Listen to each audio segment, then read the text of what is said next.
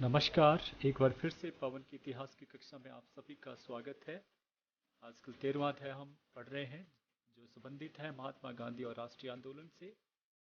भाग 10 में आज मैं एक ही विषय के ऊपर, लेकिन ये विषय बहुत महत्वपूर्ण है, इसमें बहुत सारे कंटेंट शामिल है क्योंकि ये जो विषय रहेगा ये रहेगा द्वितीय विश्व युद्ध के बाद राष्ट्रीय आंदोलन। मतलब अब तक हम जो पढ़ा है वो पढ़ा है हमने महात्मा गांधी द्वारा चलाया गया सबसे बड़ा आंदोलन जो था क्विट इंडिया मूवमेंट 1942। उसके बाद 1942 से लेकर 46 के बीच का जो समय है उसमें क्या क्या महत्वपूर्ण घटनाएं हुई उस संबंध में हम जानेंगे। अब ये क्या थी, एक है बावेल योजना और शिमला कॉन्फ्रेंस। ये कब हुई, किन व्यक्तियों के बीच में और क्या इंपॉर्टेंस थी वो जानेंगे। 1945 का चुनाव, क्या इसका चुनाव परिणाम रहा जानेंगे। आज़ाद हिंद फौज का मुकदमा किसके ऊपर चला और क्या किसी को फांसी दी गई, इसके संदर्भ में जानेंगे। चौथा, रॉयल इंडियन नेवी का विद्रोह कब हुआ, क्यों हुआ और किसके द्वारा दबाया गया, इसके बारे में जानेंगे। पांचवा है कैबिनेट मिशन योजना, ये मिशन योजना क्या थी। छठा है मुस्लिम लीग का प्रत्यक्ष कार्यवाही, एक और दिवस मनाया गया मुस्लिम लीग के द्वारा प्रत्यक्ष कार्यवाही, ये क्या था जानेंगे। सातवां है अंतरिम सरकार की विफलता, किसने ये अंतरिम सरकार बनाई और विफल कैसे हुई ये भी जानेंगे। आठवां है लॉर्ड एटली की घोषणा, लॉर्ड एटली कौन थे वो भी जानेंगे और घोषणा उन्होंने क्या की इसके संदर्भ में जानेंगे। और अंतिम रहेगा हमारे पास माउंट वेट योजना, ये वो योजना जिसके तहत जो है भारत और पाकिस्तान दो स्वतंत्र राष्ट्र जो है बनाए गए। तो आइए सबसे पहले आरंभ करते हैं वावेल योजना से या दूसरे विश्व का युद्ध के पश्चात जो है जो महत्वपूर्ण घटनाएं थी। दूसरे विश्व युद्ध की समाप्ति के पश्चात अनेक परिवर्तन हुए जिसमें महत्वपूर्ण था इंग्लैंड के बजाय अब विश्व शक्ति के तौर पर सोवियत संघ, रूस और अमेरिका ने स्थान ले लिया था। ये द्वितीय विश्व युद्ध का परिणाम था कि इससे पहले क्या था, इंग्लैंड अपने आप में विश्व शक्ति के तौर पर जो है वो विख्यात था अपनी नौ शक्ति के कारण। लेकिन अब क्या था, द्वितीय विश्व के बाद जो है स्थिति बदल गई थी। अब उससे भी ऊपर जो है शक्तियां जो है शामिल हो चुकी थी जिसमें सोवियत संघ इंपॉर्टेंट आ गया जिसको रूस कहा जाता था, या अमेरिका।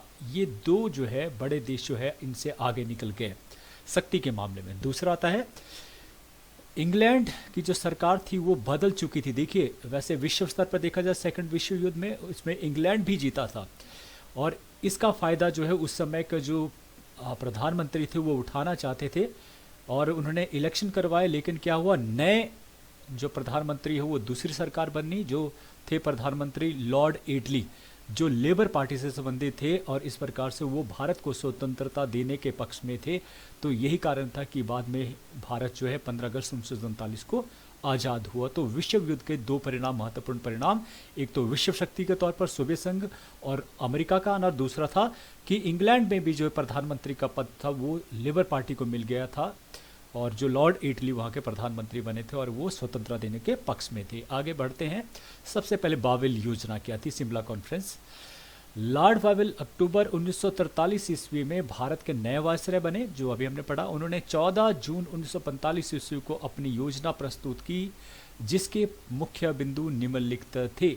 याद रखना उस समय थे लॉर्ड बावेल 1943 ईस्वी में नए वायसराय भारतवर्ष के। क्या उन्होंने कहा, मुख्य बिंदु क्या थे इस योजना के, भारत में व्याप्त जनाक्रोश को कम करना, ये इनका एक मुख्य बिंदु थे। यहाँ आने का भारतवर्ष में वो आकर क्या करेंगे उसके संदर्भ में।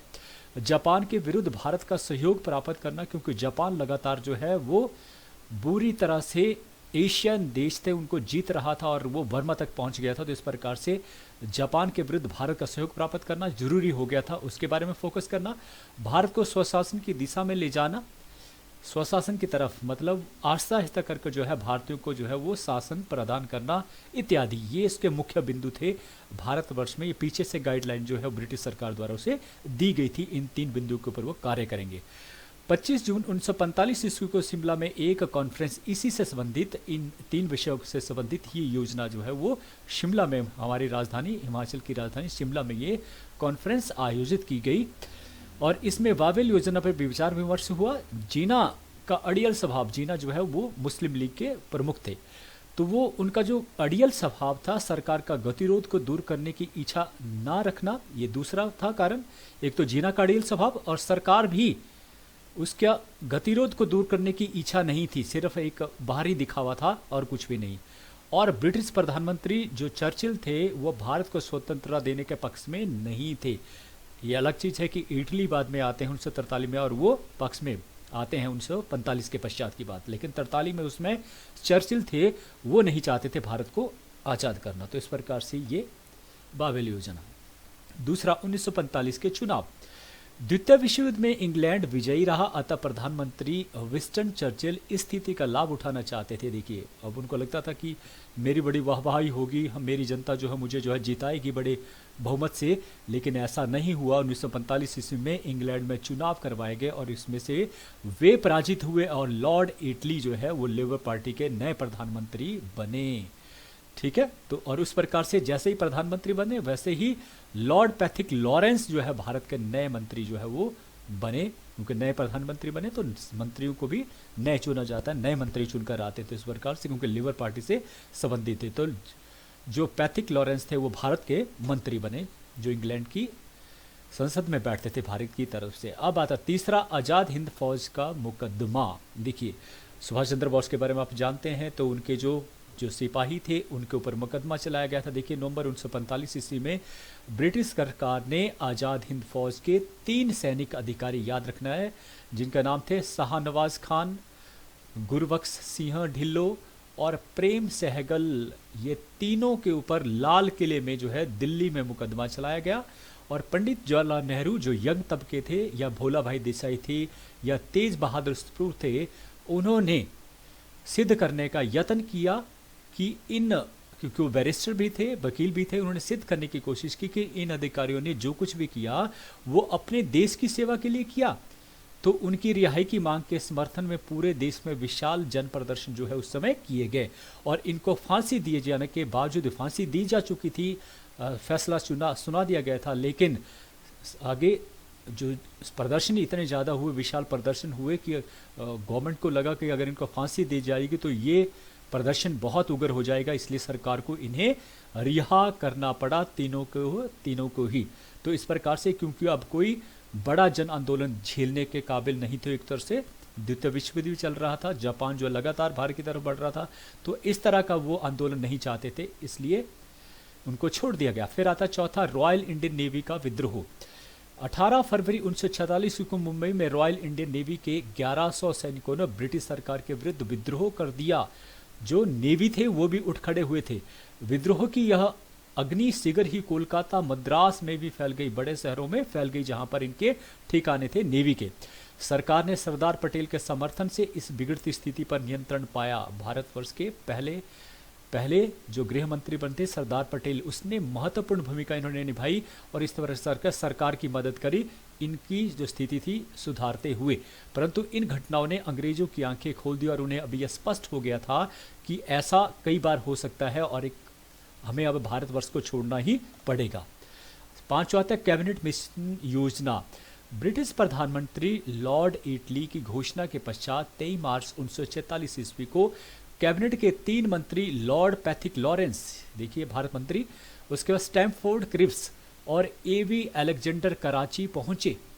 ये मिशन भारत में लगभग 472 नेताओं से मिले, जिनमें कांग्रेस और मुस्लिम के नेता भी शामिल थे और इस मिशन में 16 मई 1946 ईस्वी को घोषणा की, जिसे कहा जाता है कैबिनेट मिशन योजना। याद रखना, कैबिनेट मिशन योजना में 3 व्यक्ति थे, जिसमें पहले थे भारत मंत्री जिनका नाम था लॉर्ड पैथिक लॉरेंस, फिर स्टैमफोर्ड क्रिप्स और एबी अलेक्जेंडर। तो इन तीनों के द्वारा जो है 16 मई 1946 को योजना जो है वो पेश की गई। क्या योजना थी, उसे कहा जाता है कैबिनेट मिशन योजना। उसकी धाराएं जो है वो पढ़ लेते हैं एक करके।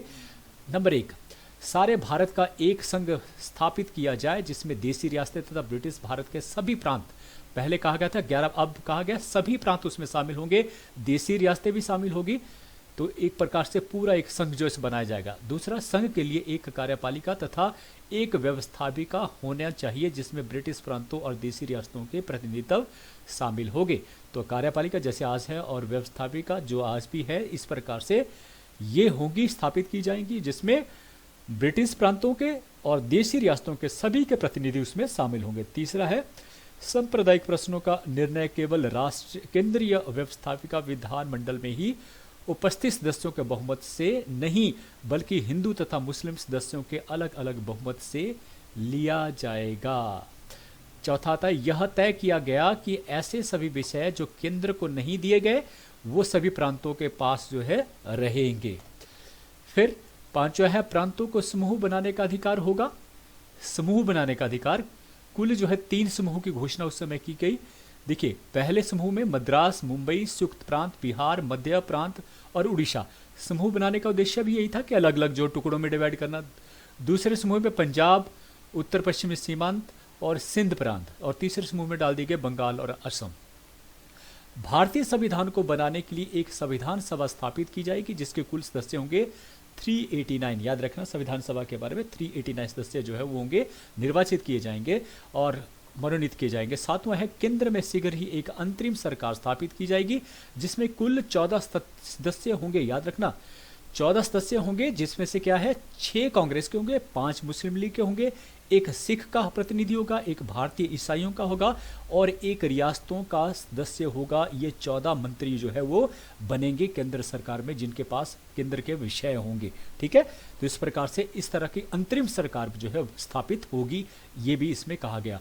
तो ब्रिटिश सरकार इस सरकार को अपना पूर्ण सहयोग जो है वो देगी।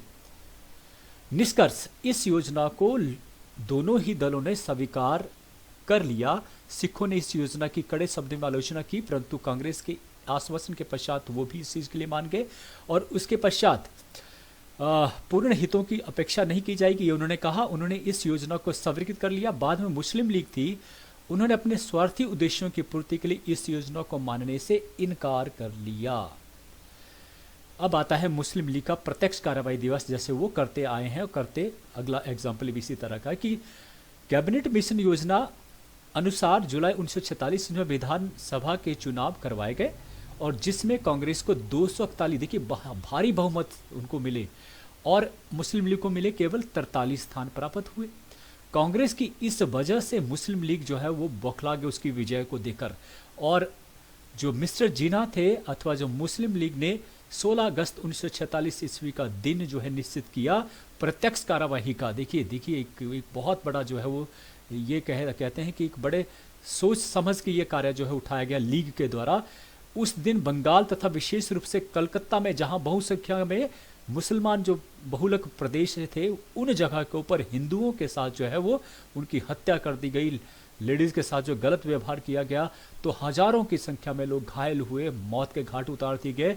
और शीघ्र ही जो सांप्रदायिक दंगे थे, इनको देखकर भारत में अन्य स्थानों पर भी जो है यह, जिसमें बिहार भी शामिल था, संयुक्त प्रांत शामिल था, पंजाब प्रांत शामिल था, इन जगहों पर भी जो है मुस्लिम लीग की प्रत्यक्ष कार्रवाई दिवस मनाने के बाद जो है ये शुरू हो गए। तो याद रखना 16 अगस्त 1946 ईस्वी को इन्होंने प्रत्यक्ष दिवस मनाया था।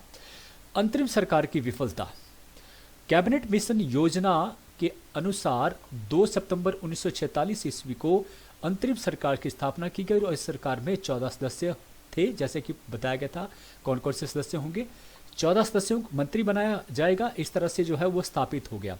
पंडित जवाहरलाल नेहरू को इस सरकार का अध्यक्ष बनाया गया और मुस्लिम लीग ने पहले इसका बहिष्कार किया, उन्होंने प्रत्यक्ष कार्यवाही दिवस भी मनाया और सभी 26 अक्टूबर 1946 ईस्वी को अंतरिम सरकार में वो शामिल हो गए। पहले मना करते रहे, लेकिन फिर से साजिश के तहत वो फिर से अंदर आ जाते हैं, सरकार में आते हैं। उनको मालूम है कि सरकार में जाकर वो क्या करेंगे, अब उस सरकार को विफल करेंगे, उसका रुकावट पैदा करेंगे, इस हिसाब से वो शामिल हुए।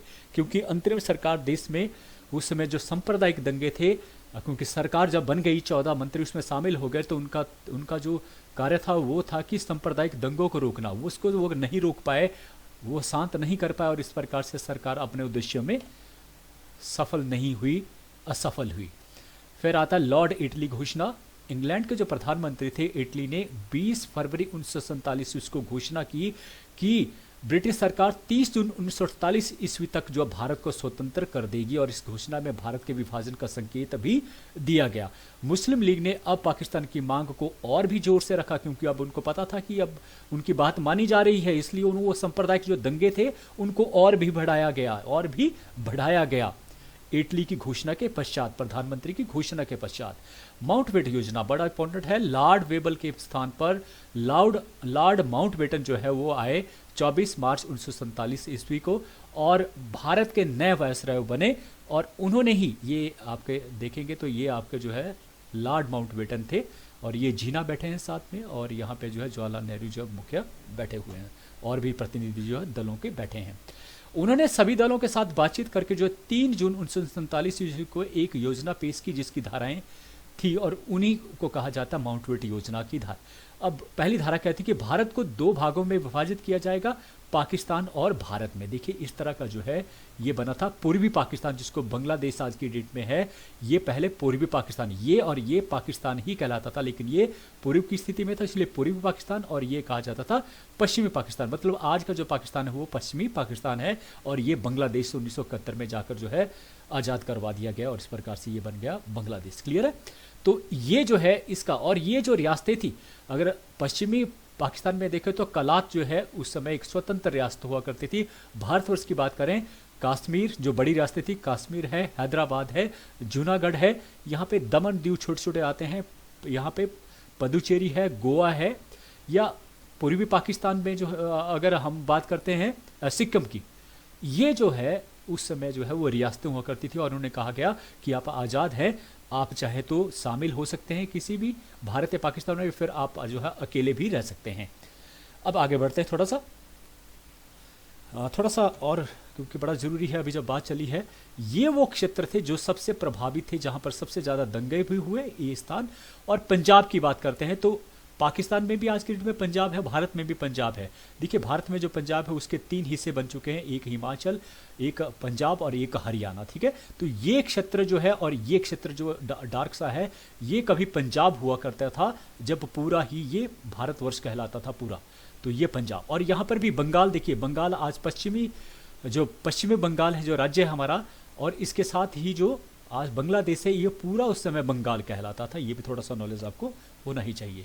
अब आता दूसरा, उसमें क्या क्या कि ब्रिटिश सरकार सत्ता हस्तांतरित करने के लिए 1948 तक प्रतीक्षा नहीं करेगी, वह 1947 ईस्वी में ही सत्ता हस्तांतरित कर देगी। तो ये किसने कहा? लॉर्ड माउंटबेटन ने अपनी योजना के तहत कर दिया कि अब वेट नहीं किया जाएगा 48 का, 47 में दे देंगे।